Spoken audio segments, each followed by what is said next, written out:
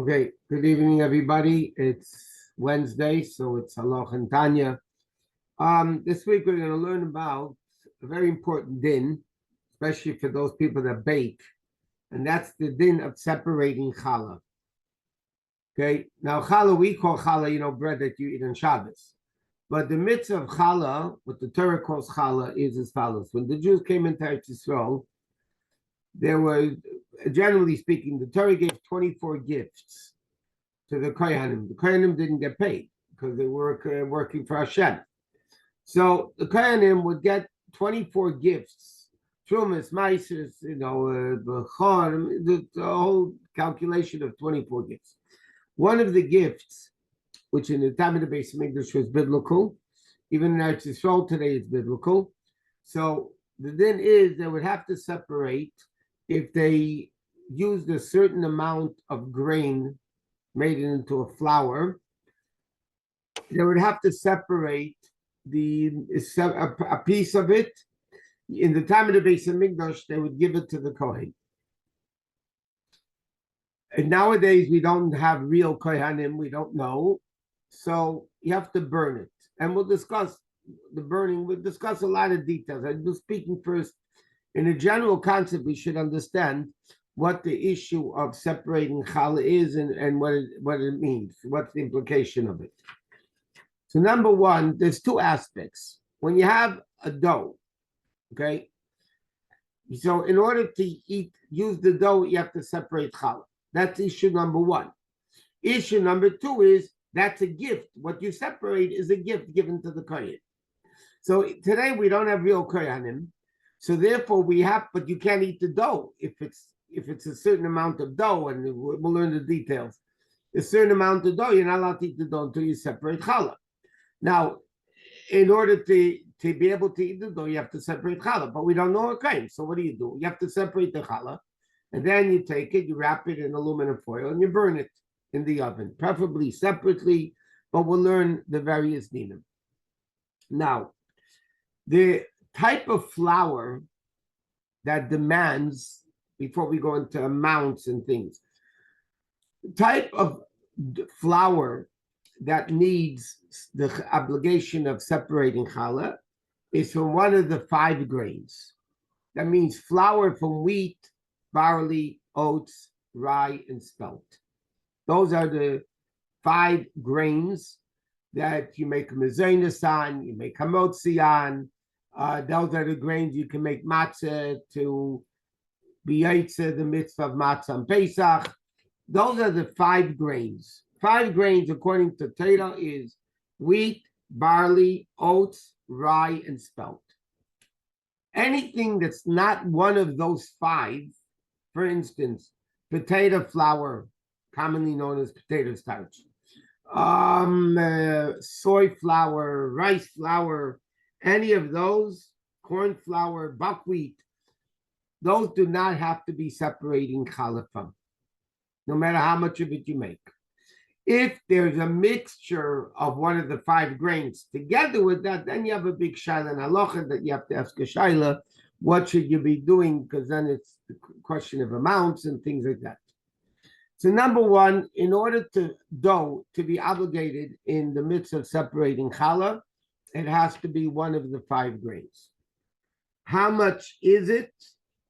Okay, so if you're talking about, I have measurements, there is weight, how much flour you're using, and then you have how many cups of flour you use. Now, there's 3 types of separating challah. Number one, you don't have to separate it. Too small, you don't have to separate challah. Another type, you have to separate without a bracha, because it's questionable if you need to separate or not. So you have to separate without a bracha. And the third type is separation with a bracha. Okay? So either it's not enough dough. First of all, I'm talking about if it's the right flour, the right grains. So sometimes it's very little, you don't have to separate at all.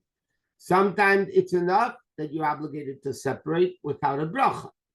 Sometimes you have to separate with a bracha. So for instance, if it's less than 2 pounds, 11 ounces, I'm talking about the amount of flour. If you use less than 2 pounds, 11 ounces, or which is 1,230 grams, you don't have to separate challah. From 2 pounds, 11 ounces to 3 pounds, 11 ounces, you have to separate without a bracha. Okay? Under 2 pounds, 11 ounces, you don't have to separate. From 211 to 3 pounds, 11 ounces, you have to separate without a bracha. If it's more than 3 pounds, 11 ounces, or 1666.6 grams, then you have to separate with the bracha. Okay? Now, how much is that in cups? Okay? So it depends if it's sifted flour or unsifted flour. Under 7 cups, you don't have to separate challah. From 9 cups to 10 cups, you have to separate without a bracha. From 12 cups to 18 cups, you have to separate with a bracha. But there's an in-between zone. Like from 8 cups to 9 cups, if you do 8 cups, you shouldn't do that, because then you have a question, should I separate or not? Or from 10 cups to 12 cups, you shouldn't do a recipe with 11 cups, because then there's a question, do I do it with a bracha or without a bracha? So then you're going into problems. If it's sifted flour, then under 9 cups, you don't separate at all. From 9 to 11, you shouldn't make such a batter because it's questionable. 11 to 13 cups without a bracha. 15 cups on, you make with a bracha. Okay? So in white sifted flour, under 9 cups, no. Over 11 cups to 13 cups without a bracha. Over 15 cups of flour, you have to make a bracha. So between those measurements, it says in halacha, it's better not to make it. Okay? But as far as how much, how many pounds of flour you use, so then the din is again, under 2 pounds, 11 ounces of flour, you do not separate at all. From 2 pounds, 11 ounces to 3 pounds, 11 ounces, you separate without a bracha. Over 3 pounds, 11 ounces, we separate with the bracha. That's the way Chabad opinion is, based on the amount of Avram Chaim. Okay, now, what type of liquids would demand a separation, to separate challah? Okay, so to separate challah, without any question, it has to be the majority of the liquid content is water. If it's not the majority, if water is not the majority content, then you have to separate without a bracha, but it says you should add a little bit of water because then you can separate without a bracha. So in other words, like this, if the majority, and again, you're speaking, let's say you have the 3 pounds, 11 ounces of flour, okay, from the 5 grains. If you add the majority of water in your liquid, you have to separate with a bracha. If there's no liquid at all, then you have to separate without a bracha. But halacha says it's better to add even a few drops of water just to make it obligatory to separate without a bracha. So bottom line is, majority is water, you make a bracha. Majority is not water, you don't make a bracha. Okay? Now I want to mention another din, which is very relevant in this thing that we're talking about now, and that is as follows. When you make a cake, okay, it's not the mitzvah of separating challah, but it's connected to challah. What bracha do you make? If you're, again, the 5 grains, is what would make mezainis or hamaitzi. Okay, baked. If something is cooked, it's always a mezainis. If somebody takes flour and water, okay, and cook it, it's a mezainis. If it's flour and water baked, it becomes hamotzi. If it's flour and juices, not water, then the din is, if the majority of the liquid is water, it is hamotzi. If the majority of the liquid content is not water, then the bracha would be a mezainis. Okay, the people need flour, tortilla in a pan. Okay, we're not learning all these details of the dinner, but yeah, that would be a mezainis if it's cooked. You take bread, okay, and you cook it, it becomes a mezainis. And you know where you see the simple example of that is a matzah ball. A matzah ball is made by ground up matzah, which is hamotzi, right? Why is a matzah ball mezonos, not hamotzi? Because you're cooking it. If you take it then and bake it again, you would have to make hamotzi. But again, we're not going into these dinim. I'm just saying one very important point, which is relevant to brachas and to challah. Many times, people mix apple juice into a cake, orange juice into a cake. But sometimes it's from concentrated apple juice. You see on the bottle, sometimes it says not from concentrate. If it's not from concentrate, then it's plain juice. So if it's not from concentrate and you have plain apple juice, plain orange juice, it's going to be a mezainis.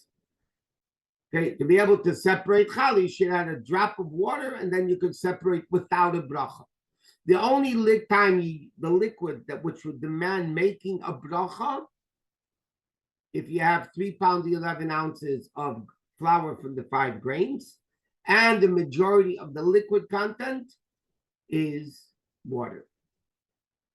The problem with concentrated apple juice, concentrated orange juice, okay, and a lot of the grape juices, by the way, it says from concentrate. Now, what does it mean from concentrate?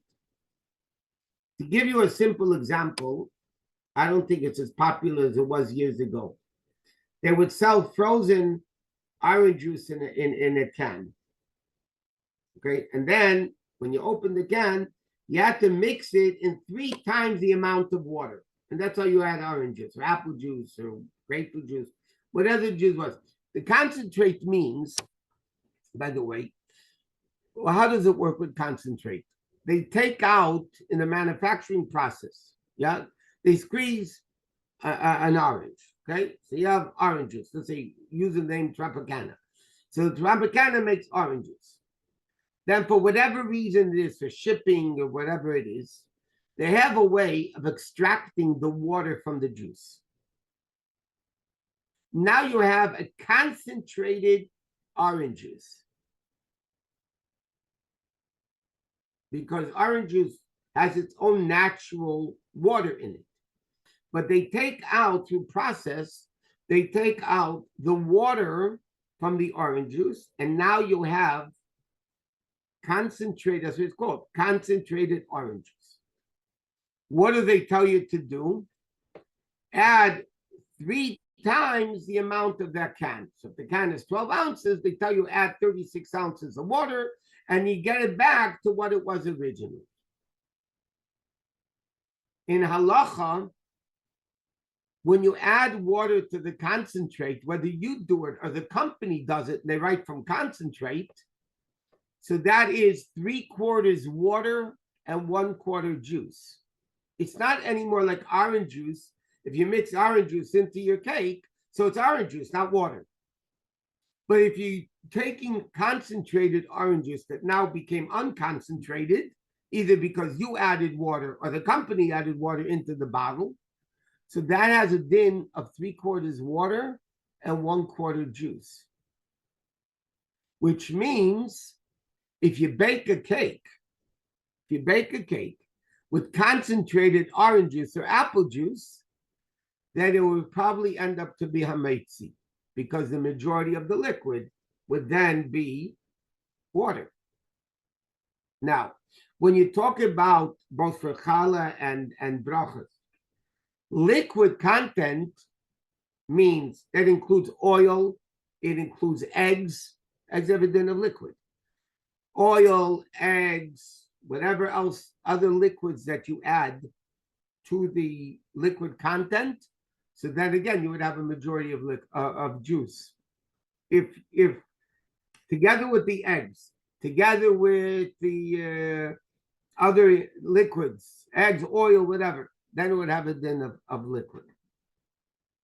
But by the way, if you make a cake, and people aren't aware of this, if you bake a cake with almond milk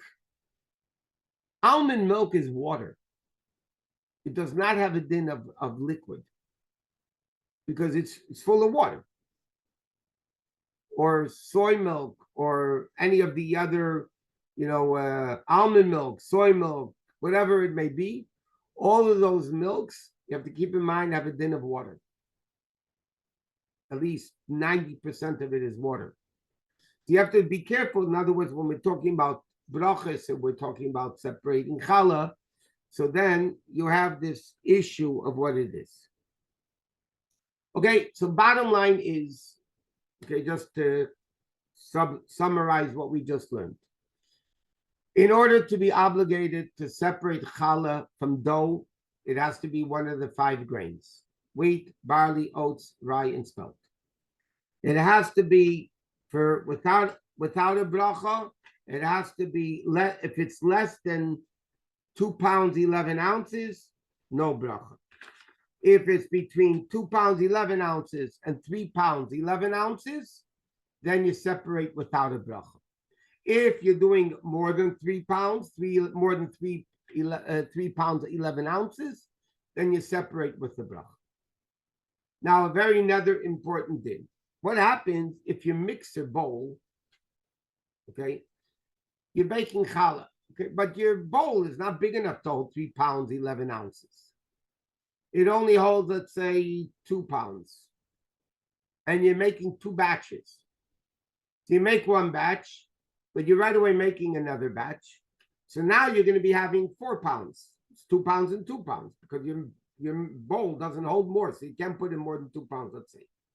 So now together you're having 4 pounds, but each dough itself is only 2 pounds, which is, you don't have to separate. So the din is, you put them together in a bowl or in a baking sheet. You cover them with a towel or cloth, and then it becomes joint. And now you have 4 pounds of challah, 4 pounds of flour, and now you can separate challah with the bracha. Even though you made them separately, but your intent was to make more, and you're joining them all together. You just can't put them next to each other, by the way. You cannot take the 2 doughs at 2 pounds each and put them next to each other. It's not going to be obligated in the challah. They have to be put into a bowl or a baking sheet, a baking pan, and then you cover them with a towel or something. That joins them together, and then you have to separate challah with the bracha. That's as far as that goes. Now, another important din is, I'm going to tell you cases that come up, and halacha talks about it. This happens more often, way more often than we should. When you separate the challah, how much do you separate? You separate a kazayas, which is like 1 ounce, but you make it like a fistful. You separate the challah, and you make a bracha, before you separate it. And then you say Harezu Challah. This is the Challah. And then you have to, I told you, we have to wrap it in aluminum foil and burn it in the oven. What a lot of women do, I'm not saying it's a good idea, but some women, they put it away every week in the freezer, and at a Pesach, they burn it all with the chametz. It is not a good idea for a lot of practical reasons, and one reason I'll tell you exactly now what it is. This challah is not allowed to be eaten. This challah is not allowed to be eaten. So what happens many times, again, way more often than it should, you separate challah, okay? You did the mitzvah, you separate challah, and then you put it down. And then 3 minutes later, it got mixed back with all the other dough. And you don't know which part is challah or not. Now, the problem is, challah is not allowed to be eaten. It's by Yisrael, is not allowed to eat it. And you can't give it to a Kohen because we don't know who the Kohen is. So therefore, what needs to be done? You have a big problem.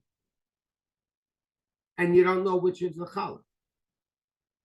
So therefore, the best thing before that happens, when you separate challah, immediately take it, wrap it up in aluminum foil and put it off to the side. At least you know that that's the piece of challah. What happens though if it got mixed up back into the rest of the dough that you made? So the din is, in order to become bottle, it needs 101 times the amount, not 60. 101 times, which you're not going to have, rarely, unless you're baking a ton of challah. So what needs to be done is, it's a machlekes in halacha, but what needs to be done. But the halacha is, you have to get 3 people. You have to be matur neder. That means you have to tell them that I want to undo the dough that was separated as challah and now is holy. That's kedusha to it. Now I want to undo that. Let's call that Taurus and Dorim. When you separate something for Hegdish, it's a neder. You made a vow, you're giving this to the Kohen, to the Hegdish. So now what you need to do is you need to be matir neder, and sometimes if it's right before Shabbos, it's a big problem. You need 3 men. They could be relatives, it doesn't matter. Tell them what happened and tell me you want to undo that piece of challah that I made holy by designating it. They're matir neder. They say mutalach, mutalach, mutalach, and basically they undo it. Now this piece of dough that you separated as challah becomes unholy, and then you have to separate challah again from that whole batch. Most opinions say without a bracha. A certain opinions say with a bracha, but the halacha is you do it without a bracha. So again, this happens more than you think it does. People by challah, kids around, the kids are helping, they take the dough, they don't know, you put it back into the rest of the dough, it becomes a whole issue. You're not allowed to eat the whole dough. You have to be matir neder, and then you could be separate challah, and then you start again. Now, what happens if somebody already, normally you separate challah when it's still a dough before you bake it. What happens if by mistake I baked the challahs and then I realized I didn't separate challah? I didn't separate the piece of dough that I need to separate. So the din is, again, you put them all on a tray. I'm going to talk about Shabbos in a second. You put the challah on a tray, cover them, the finished challah, cover them, and you separate challah even after it's baked. The problem with that is you're going to be ruining one complete challah.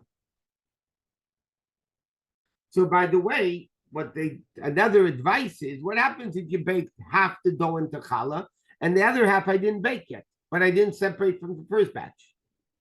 So you take the baked challah on a tray together with the dough that wasn't baked yet, and then you cover it, and then you separate challah from the dough. So at least you're not ruining the challah. But if all your challahs were baked already,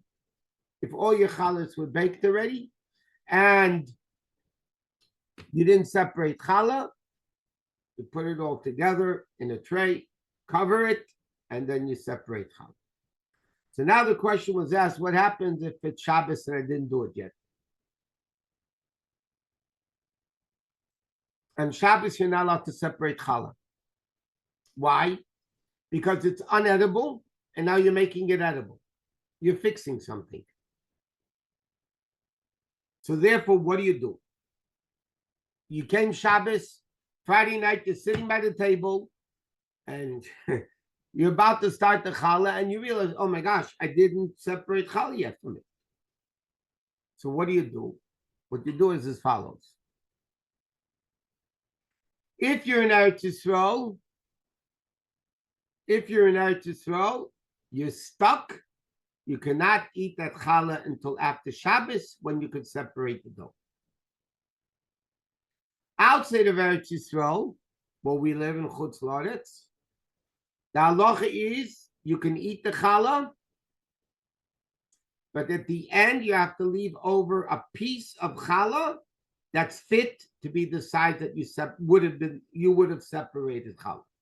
In other words, in Eretz Yisrael, you're not allowed to eat and leave over at the end, because challah in Israel is biblical. So you can't do it like that, leave over at the end. In Chutz La'aretz, because it's only rabbinic obligation, so therefore the Chachamim said you could eat it, but make sure you leave over at the end. So then you're not fixing anything. In Chutz La'aretz, in Eretz Yisrael, if you would be separating challah, so then you would be fixing the challah, and you wouldn't be allowed to do that on Shabbos. Yom Tov, you would be allowed to do it, because Yom Tov, you can cook. I can make the food edible. But in Chutz La'aretz, where halachically you can eat the challah and just leave over a piece at the end, so then the din is, it's not a problem, you could do that, but you have to make sure that at the end you leave over a piece of challah that you're going to eventually burn. So then that's the eitzah of that. Let me see what else is there for today, because next week we're going to continue. I just want to mention one thing, and we're going to talk about it more next week, and that is when you have these communal challah bakes. You know, we have 50 women, 100 women. It's a very popular thing today. Challah bakes. There is a very, very big problem of what they're doing if they're doing it halachically correct. And just letting you know that these major challah bakes, they have to be done halachically correctly. If not, people are making brachas in vain.